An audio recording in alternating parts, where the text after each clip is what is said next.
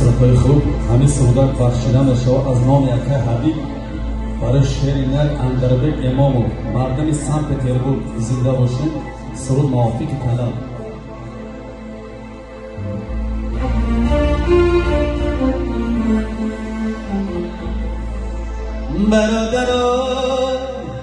برادرها نرنجانه نکنست کی آزاره برادرها کی هم پشتی من تونست کی آزاره برادرها کی هم پشتی من تونست. زنده باشن مردم سنت پترزبورگ.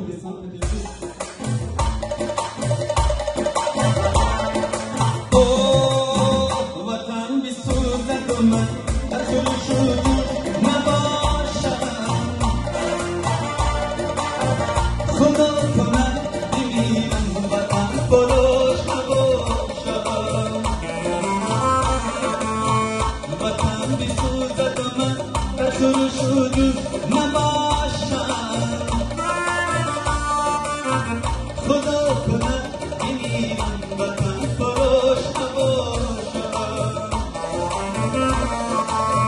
خدا کنم بمیرم خدا کنم بمیرم وطن فروش نباشم.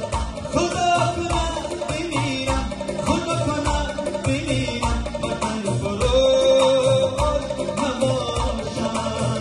وطن فروش نباشم.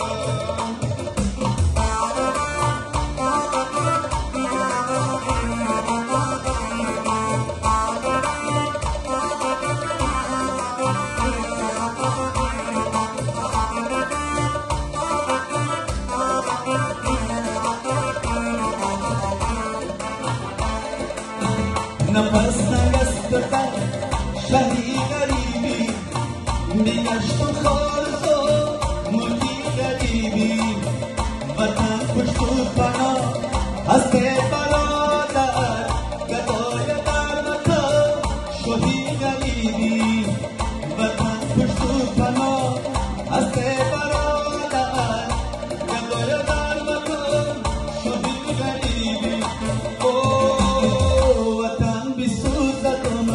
دخل شد نباشم خدا کنم بمیرم وطن فروش نباشم. وطن بسوزد و من دخل شد نباشم خدا کنم بمیرم وطن فروش نباشم. خدا کنه بمیرم وطن فروش نباشم. خدا کنه بمیرم خدا کنه بمیرم وطن فروش نباشم. بغیر من چی بگویم بغیر من چی بگویم وطن فروش نباشم. بغیر من چی بگویم بغیر من چی بگویم وطن فروش نباشم. زنده باشین مردم سنت پترزبورگ.